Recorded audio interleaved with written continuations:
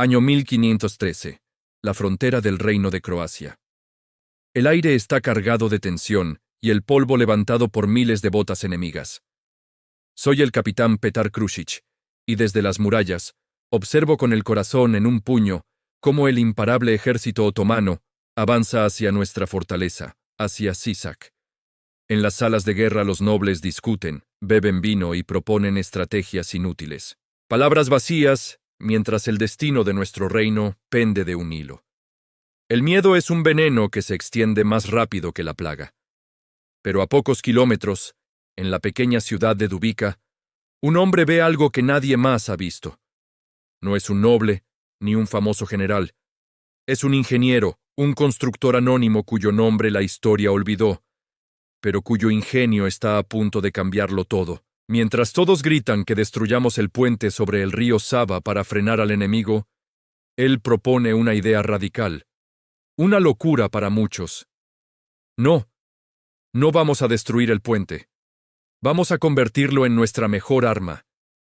La idea es simple y a la vez brillante. Usar la propia estructura del puente no para detenerlos, sino para guiarlos.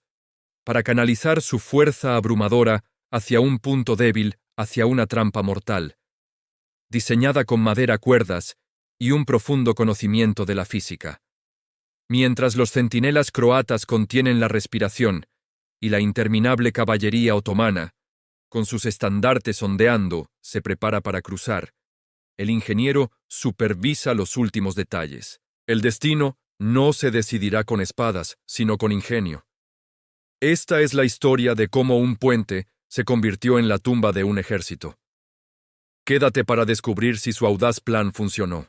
El oficial lo mira, primero con incredulidad, luego con una lenta y terrible comprensión. Estaba hablando de sacrificar el puente, de usar el puente como un arma. Era monstruoso y brillante a la vez, un riesgo inmenso.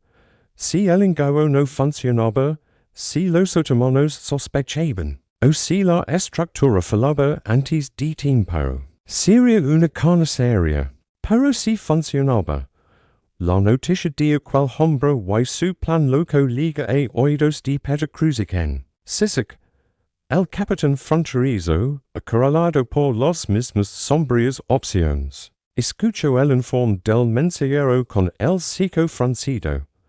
Mandó llamar al constructor. Cuando el hombre de los manos calosos y los ojos grises estuvo frente a él, en la austera sola de la fortaleza, Krušić no dijo nada durante un buen rato. Lo estudió. No vio el fanatismo de un loco, sino la calma fría de un hombre que entiende los materiales y las fuerzas. La hizo repetir el plan. Con todo detalle. Preguntó por los tiempos, por los hombres necesarios, por los puntos exactos donde el punto debía ser modificado. Usted lo ha reparado. ¿Sabe cómo se equivoca? Preguntó Krušić. Su voz un susurro ronco, sí, capitán, respondió el constructor, sin vacilar. Q vigas corta, Q supports debilita. Pero dipsa en el momento exacto. Cuando el peso si máximo. Cuando no hay retirada para ellos. Krušić mira por la ventana. Hacia el sur. Hacia donde el enemigo dormía esa noche, cada vez más cerca.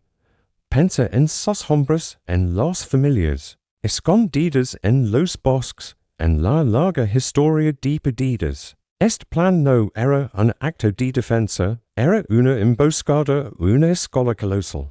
Era jugar con la arrogancia del enemigo. Era peligrosísimo. Pero también era la única chispa de los que había visto en semanas de oscuridad. Con un gesto lento, asincha. Jugalo, dijo. Ton los hombres que necesite. Los mayores carpinteros, los legadores. Que nadie fuera de este círculo sepa el verdadero propósito. Que todos creen que estamos fortificando el punto para defenderlo. La mentira de empezó por cosa. Al día siguiente, en Dubica, comenzó una actividad febril. Bajo la supervisión del anónimo constructor. Los soldados y los soldados trabajaron cortando troncos, clavando tablones, levantando impolosadas en el extremo norte del puente, el que doba a tierra cristiana. A la vista de cualquiera que observa dest la orilla opuesta, parecía una defensa apresurada, hecha con miedo, perfectamente creíble, pero en la oscuridad de la noche. Pequeños grupos de hombres, elegidos por el constructor bajaban a la estructura por debajo, trabajaban en silencio, solo con el sonido del río y el crudo controlado de las herramientas. No construan, socavaban, serruchos afilados mordisquiban vigas mestras en puntos críticos, pero sin liga a cortarlas del todo. Se reemplazaban clavos por otros más débiles, se debilitaban supports, con cortes calculados que un ingeniero podía ver, pero no un soldado corriendo por encima. Era un trabajo de precisión, de poner el punto en un delicado equilibrio. Listo para ser volteado con un último y estratégico empujón. El constructor revisaba personalmente cada modificación, pasando sus dedos sobre los marcas de los sierras, probando la firmeza de un pilot. Su rostro era una máscara de concentración, no había espacio. Pero él era un cálculo mal hecho y la trampa se cerraría antes de tiempo, o no se cerraría nunca. Mientras tanto, Peter Cruzic desplegaba sus escasas fuerzas. Unos pocos arqueros y balastros se colocaron de manera visible tras las nuevas impolosadas, pero que los exploradores otomanos los vieron. El resto de sus hombres, la mayor parte de su fuerza, se ocultó. Se escondieron en los bosques cercanos a la orilla norte, en los zanjes naturales del terreno. Agazapados y en silencio, sus órdenes eran claras: no movas, no hacer un solo ruido, no importa lo que pasara en el punto. Hasta que se diera la sigil sería el crecido del mundo partiéndose en dos. La tensión en Dubica era palpable, un saber metálico en la boca. Los soldados habían sido evacuados. Solo quedaban los soldados en su teatro de madera y el hombre que había dado la función, observando desde las sombras, esperando que el enemigo llegara al escenario. El río Sava fluía, indifferente, bajo el punto preparado para su banquete de hierro y madera. El cebo estaba listo, solo faltaba que la bestia mordiera. El plan estaba en marcha, pero era un mecanismo de relojería expuesto al polvo y al azar. Todo dependía ahora de la percepción del enemigo. Peter Cruzic, desde una posición oculta entre unos arbustos en una colina cercana a Dubica, observaba la orilla del Sava. Sus hombres, los que estaban a la vista, cumplían su papel con una mezcla de miedo y determinación. Tras las impolosadas de madera recién construidas, se movían con una lentitud estudiada, fingiendo una vigilancia apetida. Desde ellos, debían parecer exactamente lo que eran: una fuerza pequeña y desmoralizada, intentando proteger lo imposible. El constructor, por su parte, ya no estaba en las alturas. Había descendido a la orilla misma, cerca de los pilots centrales del punto. Se había atado una cuerda a la cintura y pasaba largos ratos semi-sumergido en las aguas frías del río, tocando la madera de los soportes, asegurándose de que los cortes estratégicos no se hubieran hinchado o debilitado más de lo previsto. Su mundo se había reducido a isla y algas y madera podrida, al sonido del agua golpeando, al tacto de las vigas cerradas. Era el médico de un paciente que debía morir en el momento exacto. 5 los días pasaron, y cada amanecer sin noticias era un alivio agónico y una carga mayor. La descarga desgastaba los nervios más que una batalla. Entre los hombres escondidos en el bosque, los rumores y los temores crecían. ¿Y si los otomanos no venían por aquí? ¿Y si descubrían la trampa? ¿Y si el punto se venía abajo con los primeros días gentes arruinando el plan. Cruzek recorrió los escondites en silencio, imponiendo calma con su sola presencia, una roca de severa tranquilidad en un mar de ansiedad. Finalmente, en la mañana del tercer día, el aire cambió. No fue un sonido claro al principio, sino una vibración sutil, un temblor en el suelo que los caballos, escondidos lejos, percibieron antes que los hombres. Luego, en el horizonte sur, una mancha marrón comenzó a levantarse, no como una nube de tormenta, sino como una neblina sucia y extendida.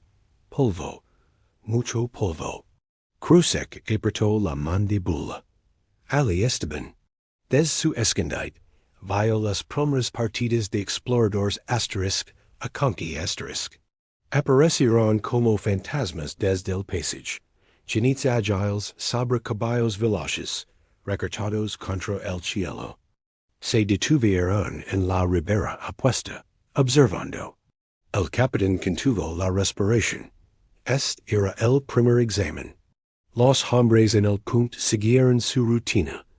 Uno se ajustó el yelmo con gesto cansado, otro apoyó su ballesta en la empalizada con desgano. La farsa debía ser perfecta. Los exploradores dieron la vuelta y desaparecieron.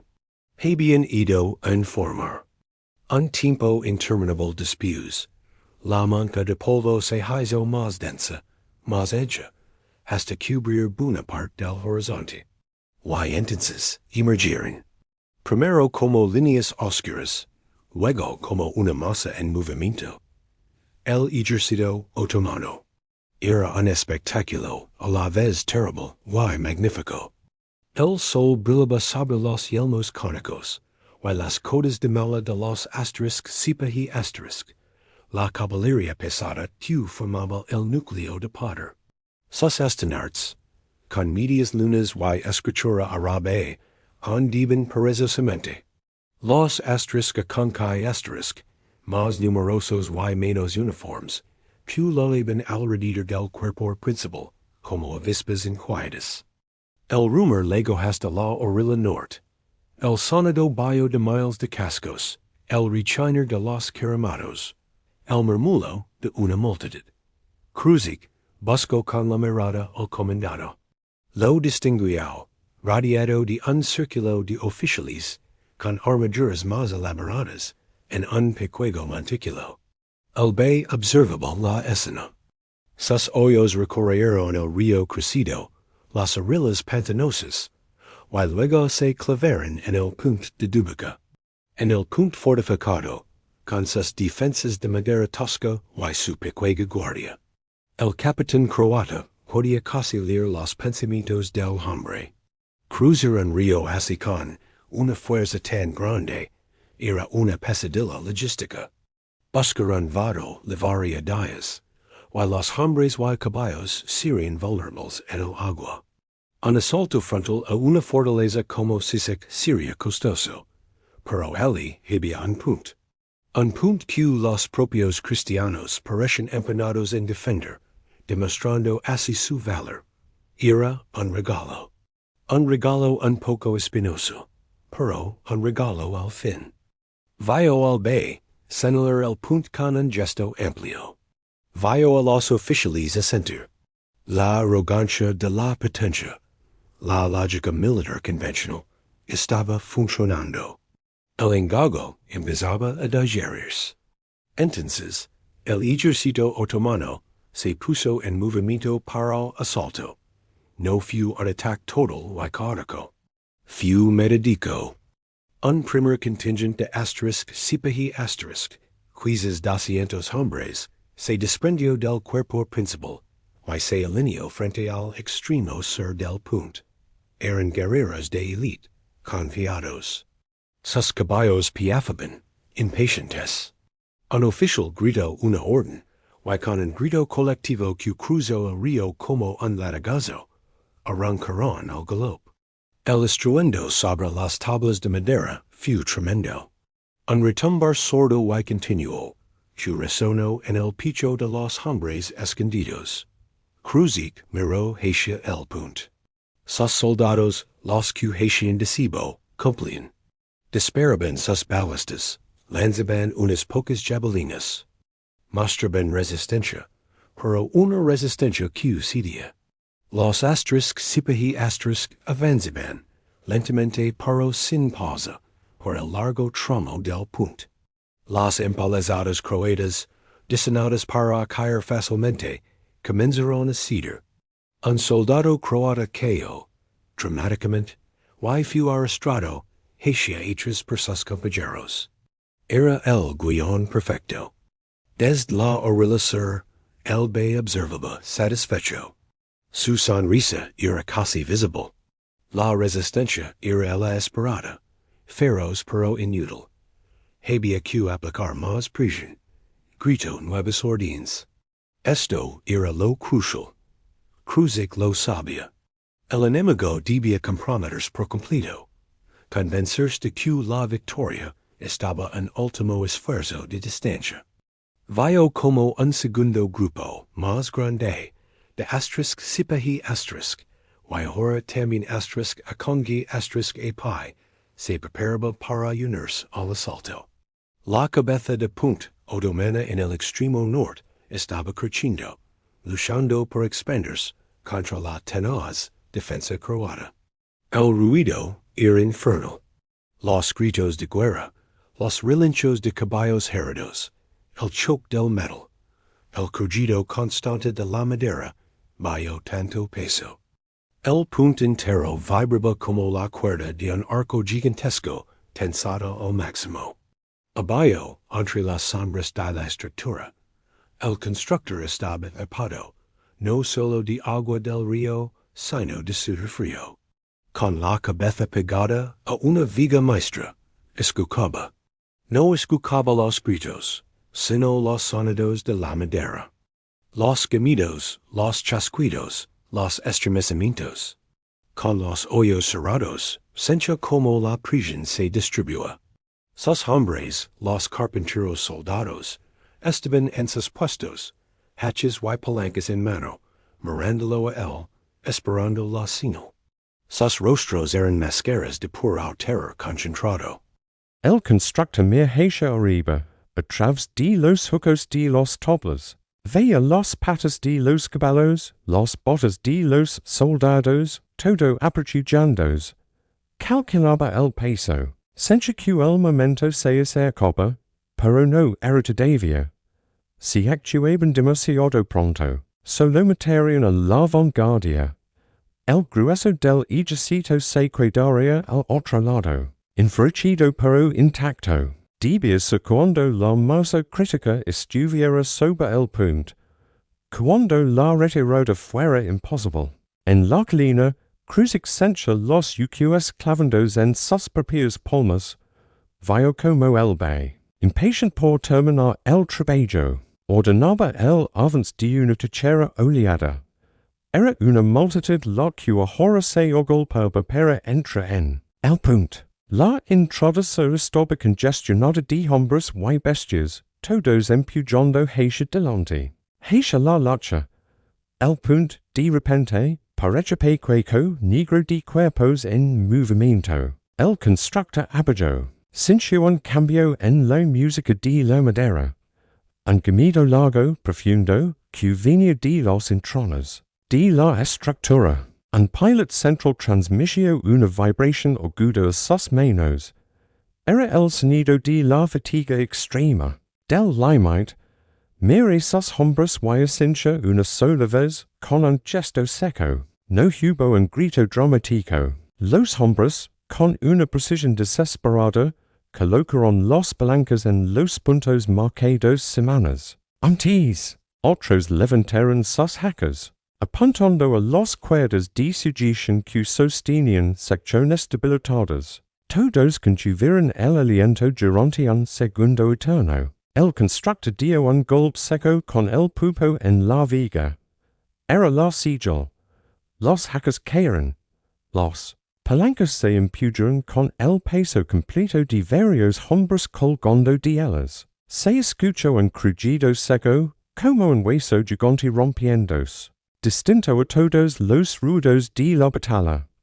Arriba, en el punto.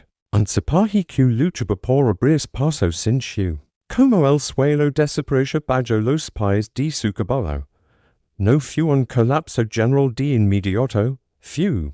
Como si la boca del infierno se abriera en secciones. Un tramo central de 20 metros de largo simplemente se desintegró. Los topos soltando como astillas, las vigas mestras partiendo como ramas secas. Luego, otra sección cerca de la orilla norte.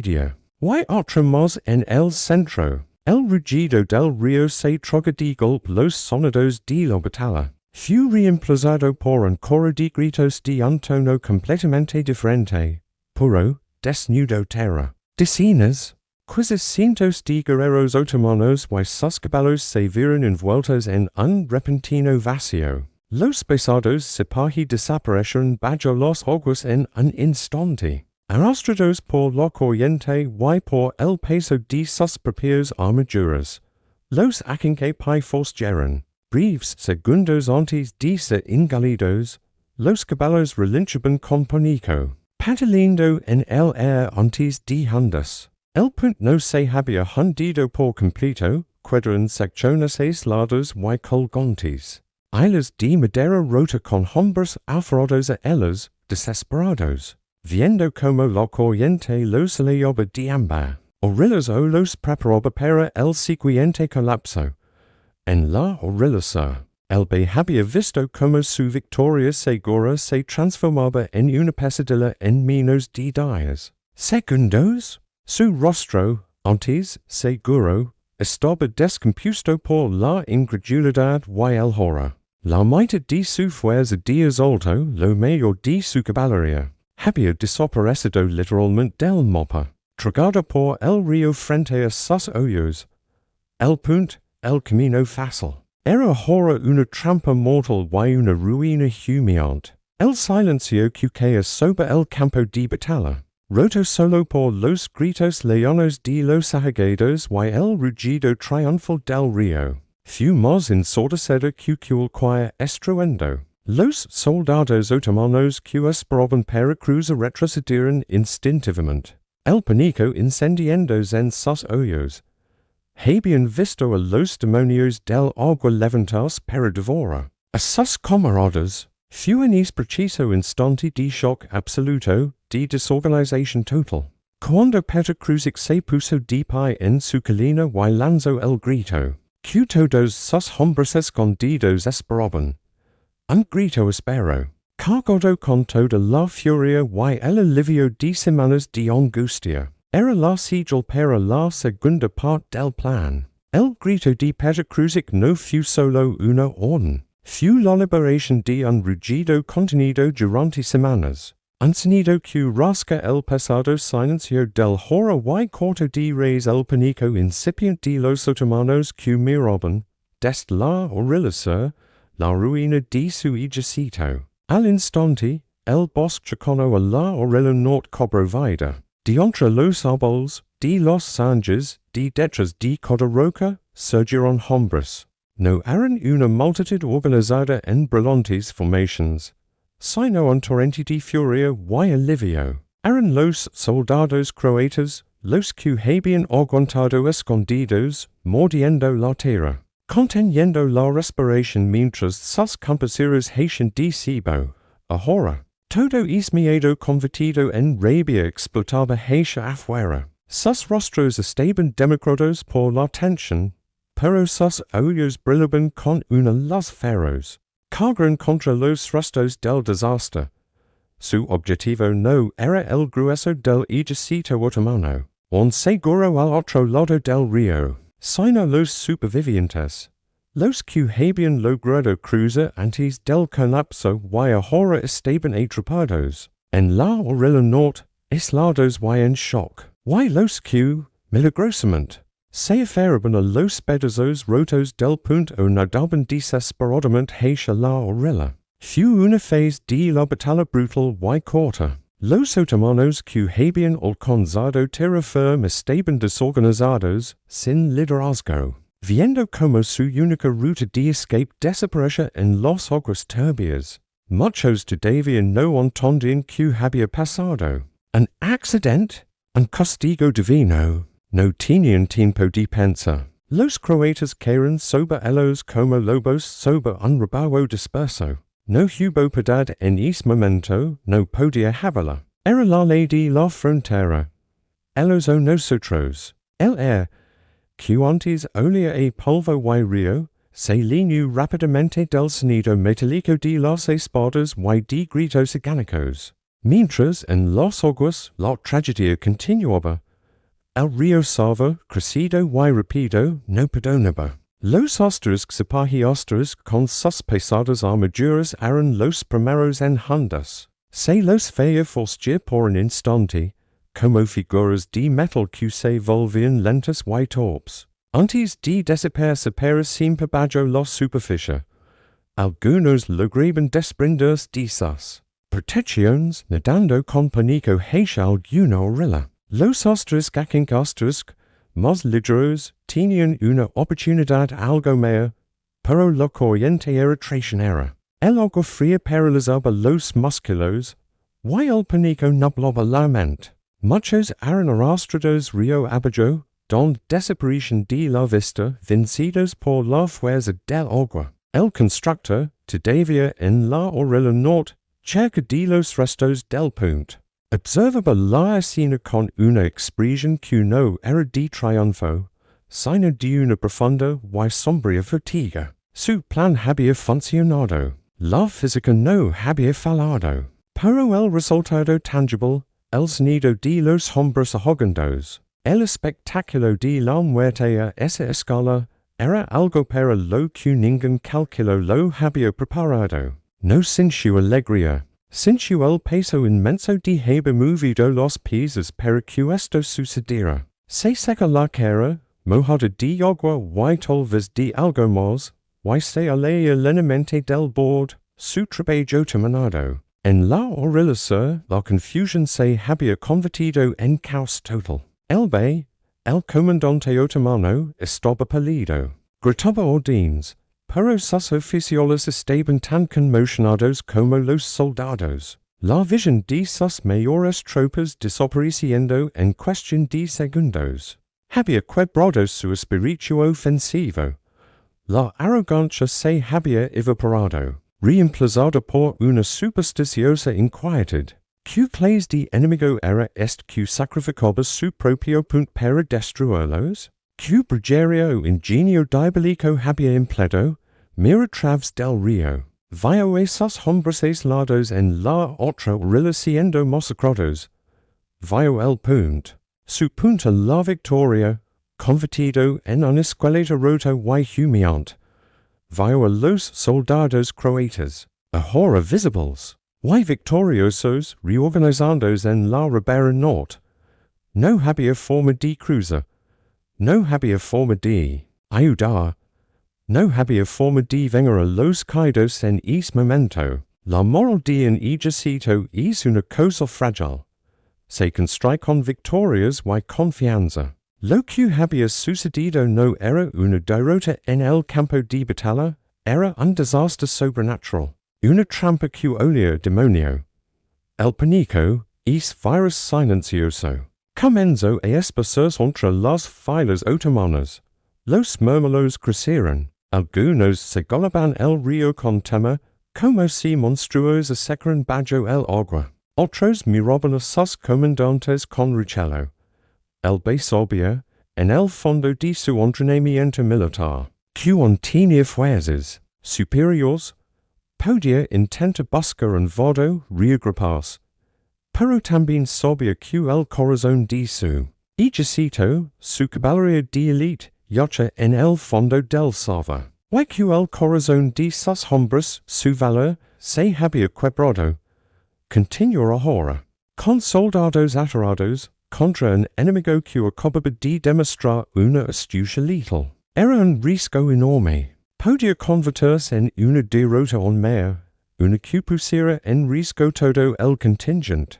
Con el corazón lleno de hiel y rabia, Pero con la mente fría de un comandante que el desastre mayor, tomó la decisión más amarga. Ordeno la retirada. No fue una retirada ordenada. Fue andando el camino con prisa y deshenra. Los gritos de los oficiales intentando poner algo de orden se mezclaban con el llanto de los heridos que habían quedado en la orilla sur y con el murmullo atemorizado de la tropa. Dio la vuelta a su caballo, sin mirar atrás, y la gran masa del Ejército Otomano comenzó a moverse hacia el sur, dejando atrás una estela de polvo y de humiliación. Dejaban atrás a sus camaradas allegados, a los aislados que serían capturados o muertos, y sobre todo, dejaban atrás la leyenda de un río que se había tragado en Ejército. En la orilla norte, poco a poco, los gritos de batalla fueron cesando. Los croatas, exhaustos, se detuvieron. Miraban a su alrededor. Miraban el río ahora más tranquilo, levandos los últimos restos de la tragedia. Miraban los cadáveres en la orilla. Las armaduras otomanas brillando bajo el sol de manera macabra. Y luego se miraron entre ellos. No hubo un gran alboroto de victoria al principio. Solo un silencio profundo, cargado de incredulidad. Habían ganado. No solo habían sobrevivido. Habían destruido a un enemigo mucho más poderoso. Un hombre rompió el loro en silencio, el agotamiento y la liberación venciéndolo de golpe. Otro se dedicaba de rodillas, murmurando una plegaria de agradecimiento. Pedro cruzó camino entre ellos. Su armadura estaba salpicada de barro y de algo más oscuro. Su rostro, siempre severo, mostraba ahora una profunda fatiga, pero sus ojos recorrían a sus hombros, cantándolos, asegurandos. Se acerca al borde del agua y contempló los restos del puente. Un puente que había sido su pueblo, su calle principal, y que ahora era un amasijo de madera rota. Había sacrificado una parte de su mundo para salvar el todo. En algún lugar entre los árboles, el constructor observaba la escena desde lejos. Unos soldados pasaron cerca de él. Y uno le dio una palmada en el hombro sin decir palabra. Era un gesto de reconocimiento. Él asintió levemente. Luego, y se adentró en el bosque, solo. No era un guerrero, y el lugar de la batalla, ahora que había terminado su trabajo, no era el suyo. La noticia de lo sucedido en Dubica no viajó en pergaminos selados ni en grandes proclamas. Viajó en boca de los pocos supervivientes otomanos que lograron escapar o ser capturados y luego liberados. Viajó en los relatos de los soldados croatas cuando volvieron a sus aldeas. Y en cada repetición, la historia crece. Ya no era solo una trampa ingeniosa. Se convirtió en la leyenda del río hambriento, del punto fantasma, de la astucia que venció a la fuerza bruta. Para los otomanos, Dubica se convirtió en un nombre de malaugurio. Un recordatorio de que en estas tierras agrestes y defendidas por hombres desesperados, la victoria no estaba garantizada, ni para el más poderoso. Para los croatas de la frontera, los asteriscos y los capitanes como Kruzik, Dubica se volvió un símbolo, una prueba de que el ingenio, el conocimiento del terreno y la voluntad de hacerlo impensable podían equilibrar la balanza. Nadie erigió una gran estatua en Dubica. La vida siguió, dura y difícil. El punto, con el tiempo, quizás se reconstruyó. Pero el eco de aquel engaño, del crujido de la madera y del rugido del río tragándose la arrogancia, resonó durante décadas en la frontera. Era una lección escrita no en piedra, sino en agua y madera, recordándoles a todos que a veces la defensa más poderosa no es un muro, sino una idea. El silencio que seguió a la retirada otomana fu denso. Cargado del polvo que se asentaba y del eco de los gritos que se apagaban. En la orilla norte del salva, los hombres de Pedacruzic permanecen quietos. Como si esperaran que la pesadilla regresara. La victoria era tan grande, tan improbable, que al principio no sabían cómo levarla. Solo sentían el temblor en las piernas y el peso repentino de las armas en sus manos. Poco a poco, los sonidos normales del mundo regresaron. El canto de un pájaro, leono y tímido. El murmullo constante del río, que ahora sonaba diferente. Como si rumiara el banquete de hierro y madera que le habían ofrecido. Un soldado tosía. Y el sonido parecía romper un hechizo. Cruzic respira hondo, llenando sus pulmones de un aire que ya no olía a miedo. Sino a humo de lipa y a tierra mojada. Bajo la colina con paso firme, ancada musculo-ladolia. Sus ojos, escudriñadores, evaluaban la escena. Había trabajo que hacer, siempre había trabajo. Tiuina, silencio, ordino. Y su voz ronca leva un nuevo tono de autoridad restaurada. Pero sin la desesperación de antes, grupos ditas, revisit la orilla. Los nuestros primero. Luego, los demás, se refería a los cuerpos. Los suyos, pero darles sepultura digna.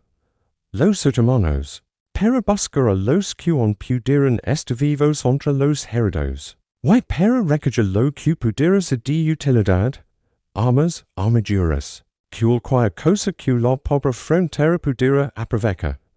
No era socorro, era supervivencia. Los hombres se movieron, lentos al principio, luego con más propósito. Encontraron a varios de sus compañeros que habían hecho en los empolazados. Algunos estaban heridos, otros muertos. Los llevaron con cuidado en claro. Donde los muelles de Dubica, que empezaban a regresar cautelosos des los bosques, comenzaron a atender a los vivos y a llorar. A los muertos. Entre los otomanos varados en la orilla norte, la situación era distinta. La mayoría yacha sin vida. Algunos, malheridos, miraban a los soldados croatas que se acercaban con ojos desprovistos de esperanza, esperando el golpe final. Pero Cruzic había dado otra orden. Los que pueden caminar, prisioneros, los heridos graves. Hizo una pausa, mirando a un joven soldado que mono temblaba sobre el pupo de su espada. Se les agua. Después veremos.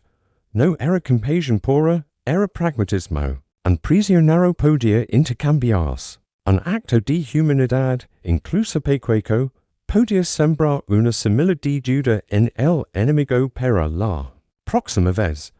Además, la batalla había terminado. La matanza ya no era necesaria. Mientras los soldados trabajaban, Cruzic se acerca al borde del agua, donde las ruinas del puente se adentraban en el río como los huesos rotos de un gigante. Ali, entre las maderas retorcidas, encontró al constructor.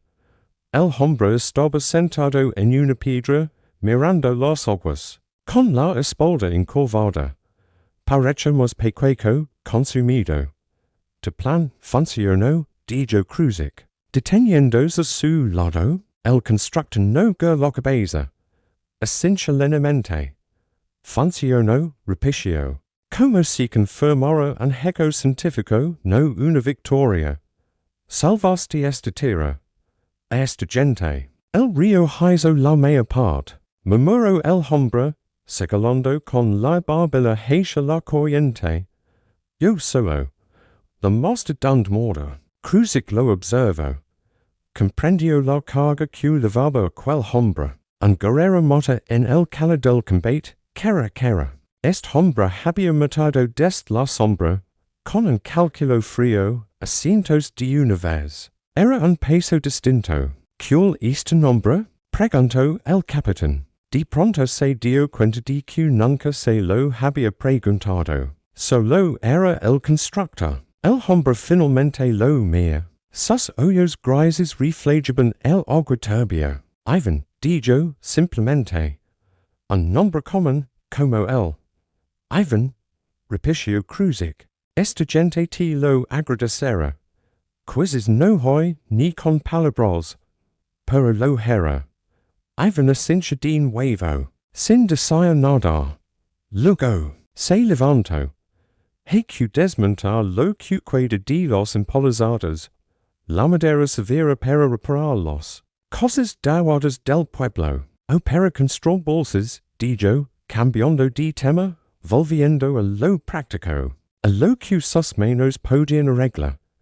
Cruzic permiso una leve sonrisa, la primera en mucho tiempo. Hazlo. Mientras Ivan se alejaba para organizar a los carpinteros, la noticia ya comenzaba a volar. Underneath, el más fresco de los que tenían, fue despachado hacia el norte, hacia Sisak y más allá. Para levar la noticia a los seagulls y el banveri croata. No levaba un informe detallado, solo un mensaje claro, talado en la memoria. En Dubica, el Ejército Otomano destruido. El puente que sobre ellos. Victoria. En el pueblo, la vida intentaba reanudar su pulso. Las familias encontraban sus hogares saqueados por los exploradores otomanos, pero intactos. Lo material podía recuperarse. Lo importante era que estaban vivos. Los niños. Que habían pasado días escondidos en cuevas o bosques, salían con ojos muy abiertos, mirando a los soldados cansados y sucios como a heroes de un cuento. Por la tarde, Cruzic reunió a sus hombres en el claro central. No eran muchos. Habían perdido a algunos, y el consorcio pintaba sombras oscuras bajo los ojos de todos. Pero estaban allí de pie. Hoy, comenzó, con su voz que no necesitaba gritar para ser escuchada, no ganamos por ser más, ni por ser más fuertes, ganamos por ser más listos. Por usar esta tierra, nuestro río, como un arma. Habéis aguantado el miedo en silencio. Habéis obedecido cuando la orden parecía una locura. Habéis luchado cuando liga el momento. Sois soldados de la frontera. Why hoy, la frontera os ha devuelto el favor. No hubo vetores ensordecidos, hubo asentamientos firmes. Miradas que se cruzaban con un nuevo respeto, espaldas que se enderezaban un poco más. Un veterano, el de los dedos perdidos, golpea su pupo contra el pito de su armadura. Asterisk clang asterisk.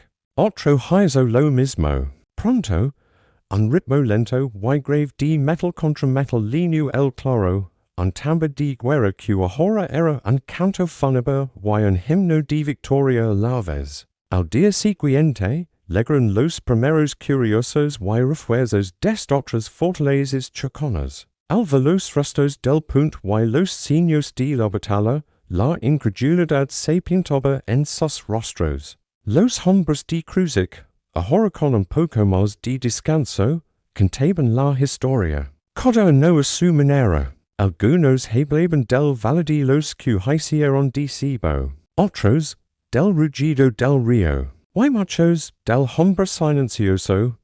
Ivan, que había convertido un puente en una trampa. La leyenda empezó a tejerse en ese mismo instante. Con cada repetición, los detalles crecían. El número de otomanos se multiplicaba. Se hablaba de que el río se había tejido de rojo, de que los caballos relinchaban desde el fondo de las aguas. Ivan, el constructor, empezaba a adquirir un aura de sabio casi místico, un hombre que conversaba con los espíritus de la madera y el agua. Él, por su parte, evitaba los marauders y las preguntas. Se dedicó a trabajar, a desmontar, a reconstruir lo que se podía, a trazar en el suelo, con un palo, los planos para una nueva barcaza que uniera las dos orillas ahora que el punto estaba gone. En el trabajo manual encontraba un refugio para su mente. una semana después,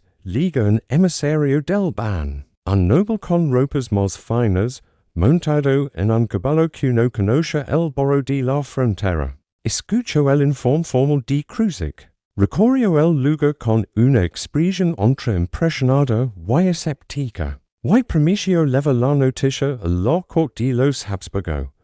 El nombre del hombre que idea esto, dijo el emisario, deep constar, para una recompensa, para un reconocimiento. Cruzic buscó a Ivan con la mirada. El constructor estaba a lo lejos, ayudando a levantar el muro de una cosa quemada. El capitán mira al emisario. Es un hombre de aquí. Su recompensa es ver su pueblo en paz. Su nombre es cosa suya. El emisario frunció el ceño, pero no insistió. En los grandes salones, los heroes necesitaban nombres para los contares. En la frontera, a veces, los heroes solo necesitaban que los dejaran en paz. Con el paso de los días, la normalidad, esa normalidad dura y vigilante de la asterisk crina asterisk, la frontera militar, volvió a asentarse. Los centinelas se postran de nuevo en las colinas, mirando hacia el sur. El miedo no había desaparecido, nunca lo hacia, pero ahora se mezclaba con algo nuevo, una chispa de confianza. Habían visto que el gigante podía caer, que un engaño bien tramado podía ser más poderoso que un ejército. Ivan, una tarde, mientras octava la última cuerda de la nueva barcaza, vio a una mujer del pueblo acercarse. Era con el rostro sacado de arrugas. En sus manos llevaba una hogaza de pan oscuro, todavía caliente, y un trozo de queso envuelto en un papel limpio. Pero usted, dijo, colocándolo cerca de él, sin ceremonias. Mi hijo estaba entre los que se escondieron en el bosque. Vive. Ivan la mía. Las palabras se lo tascaron en la garganta. So, lo pudo sentir. La mujer le sostuvo la mirada un segundo más, luego asintió también y se fue. Tomó el pan. Estaba caliente contra sus palmas, que todavía tenían estilas y cortes de los trabajos recientes. No era un título de nobleza, ni una medalla. Era pan. Era vida. Y en ese momento, para Ivan el constructor, fue la única recompensa que necesitaba entender. El tiempo. En la frontera. No se media solo en estaciones.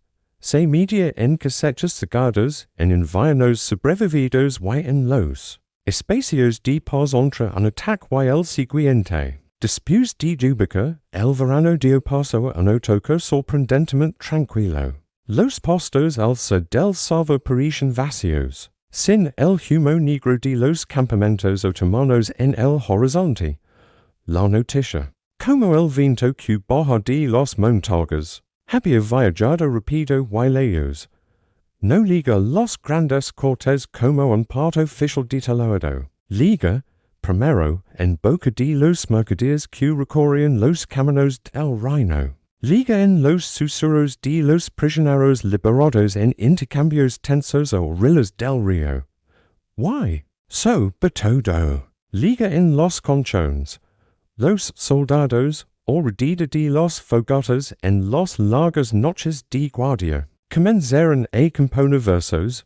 No eran poetas finos. Eran hombres con manos calosas y recuerdos frescos. Contaban del río hambriento, del puente que era un lobo, del ingeniero fantasma que había hablado con el agua. En cada fuerte, en cada puesto de vigilancia, la historia se adaptaba, se adornaba. Pero el núcleo era el mismo, la astucia había vencido a la fuerza. Y cada hombre que la contaba, se sentía un poco más alto, un poco menos solo frente a la inmensa sombra del sur. Para los comandantes otomanos en las fortalezas fronterizas del imperio, Dubica se convirtió en un punto de irritación y de cautela. Un bey había sido destituido, no por cobardía, sino por un fracaso que olía a mala suerte o a magia. Los planes para grandes avances en esa zona se reconsideraron. Ahora, al estudiar un mapa, un punto ya no era solo un punto. Era una pregunta peligrosa. ¿Sería sólido? ¿O sería otra boca abierta? La desconfianza se convirtió en una nueva aliada de los croatas. En Dubica, la vida reconstruyó su ritmo lento. El punto no se levantó de nuevo.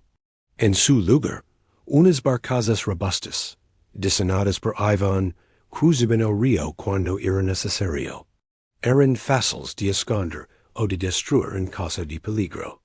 La lección había sido aprendida. No se le regala al enemigo un camino fiel. Iván se quedó en el pueblo. Se convirtió en una figura familiar, pero siempre un poco aparte. No era un aldino pero tampoco un soldado. Los niños le seguían a cierta distancia, mirando con curiosidad al hombre que, decían, había roto un punto con solo pensarlo. Los adultos le saludaban con respeto, pero sin demasiada familiaridad. Él parecía preferirlo así. Trabajaba en la carpintería común, reparando arados, mejorando los molinos, siempre observando el río con sus ojos grises y calculadores. Petar Kruzik siguió siendo el capitán de la frontera. Su nombre ganó peso. Cuando pedía refuerzos o suministros a los señores del interior, ahora lo escuchaban con más atención. Dubica era su credencial. Pero él no se fue a vivir a una corte. Se quedó en Sisak, recorriendo la línea defensiva, revisando empalazadas, compartiendo la comida salada y dura con sus hombres. La victoria no había ablandado la frontera, solo la había dado un respiro. Y Kruzik no era hombre de confiarse. Una tarde de invierno, Kruzik vaya hasta Dubica. No fue una visita oficial. Fue solo un hombre en un caballo fuerte, con aliento formando nubes blancas en el aire frío. Encontró a Iván en el cobertizo de la carpintería, chapelando una viga larga y recta. El constructor lo miró, beijó la herramienta y asintió en silencio. Kruzik desmontó y entró, frotando las manos. Es frío para estar en el río, dijo el capitán. La madera trabaja igual, respondió Iván. Con frío o con calor. Un silencio cómodo se instaló entre ellos. No eran amigos íntimos, pero compartían un secreto demasiado grande como para hacer estragos. Preguntan por ti, dijo finalmente Kruzik, acercándose al fuego bajo, que calentaba un caldero de pegamento. Desde Zagreb, desde Graz, incluso. Quieren saber el nombre del genio de Dubica. Ofrecen monedas, un título quizzes. Even no dejo de mover el pegamento con un palo. YTQ les dices? Les digo que el genio se fue río abajo el mismo día de la batalla. Que no era de aquí. Que solo pasaba por casualidad. Ivan esposó algo, que no era una sonrisa, pero pareció un alivio. Es una buena historia. Es la que voy a seguir contando, afirmó Kruzik. Un hombre con un nombre, con un título, se convierte en un objetivo, o en una leyenda muerta. Un fantasma es más útil. Da más miedo al enemigo, y más esperanza a los nuestros. Iván asintió, comprendiendo. Su anonimato era, en sí mismo, un arma para la frontera. Un hero sin rostro era un hero que podía ser cualquiera, que podía estar en cualquier punto, en cualquier río. ¿Why los tallos? Preguntó Iván, cambiando el tema. ¿Están preparados? Kruzik miró hacia la puerta, como si pudiera ver más allá de las colinas. Nunca se está lo suficientemente preparado, pero ahora, miran el río de otra manera. Ya no es solo una barrera que nos separa de ellos. Es una herramienta. Eso les es enseñado. Even dejo el palo. Miro sus menos, marcadas por cortes y cicatrices viejas y nuevas. No les enseñé odiar mejor, solo les enseñé a usar lo que tenían. A veces es lo mismo, dio cruce con simpleza. Se despidió poco después. Montó en su caballo y, antes de irse, miró hacia el Sava. El río fluía, gris y poderoso, indiferente a los nombres y las lindes. Levaba consigo el recuerdo de aquel día, pero no en sus aguas, que siempre cambian, sino en el aire que lo rediba. En la forma en que los centinelas croatas lo miraban, no con miedo, sino con una especie de respeto aliado. Los ecos pasaron. La frontera siguió siendo un lugar de violencia esporádica, de incursions y contra-incursions. Pero la gran María Otomana que de dos esperaban después de 1513, la que debía barrelos, nunca llegó por esa zona con la misma fuerza. Dubica se convirtió en un símbolo psicológico, un punto en el mapa mental de ambos bandos que recordaba que Ali, la arrogancia había sido ahogada. Petar Kruzik murió ecos más tarde, en otra escaramuza, en otro lugar sin nombre. Lo enterraron con honor, pero su mayor legado no fue una tumba, sino una legión de mando que corrió por la asterisk crina asterisk. Escoger el hombre que conoce la madera y el agua, no solo al que blande la espada más grande. De Iván, el constructor, no hay más rastro. Un día, simplemente, ya no estuvo en Dubica. Quizás se fue río arriba. Otro pueblo que necesitara un punto, o un molino. Quizás murió en silencio, de viejo, en la misma casa que ayudó a reparar. Su nombre se perdió, pero su acción no. La historia oficial, la de los libros grandes y los tratados, apenas menciona Dubica. Fue una escaramuza en una frontera lejana, un pequeño hecho en el gran tablero entre imperios. Pero la historia verdadera, la que late en el corazón de los lugares, es otra. Es la historia que un abuelo croata, sentado frente al fuego, le cuenta a su nido mientras afuera el viento baja de las montañas. ¿Why era un guerrero muy fuerte, abuelo? No, niña, no era el más fuerte, era el más listo, Myra. Why el abuelo coge un trozo de carbón, why debuya en la piedra del hogar un río, why un punt, why un montón de palitos, que canal agua.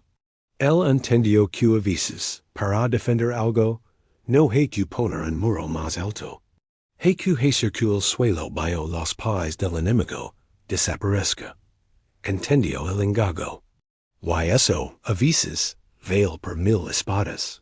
El niño mira el debullo, luego mira a través de la ventana, hacia la oscuridad donde, en la distancia, debe correr el río Sava. Why en su imaginación, el río ya no es solo agua. Es un guardián que, una vez, hace mucho tiempo, tuvo hambre. Why esa idea, esa pequeña semilla de astucia y esperanza, es el verdadero eco de Dubica. Un eco que no se apagan los libros sino en el susurro del agua, o en la memoria de un pueblo que aprendió que incluso frente al gigante la mente humana puede ser el arma más genial o más terrible de todas.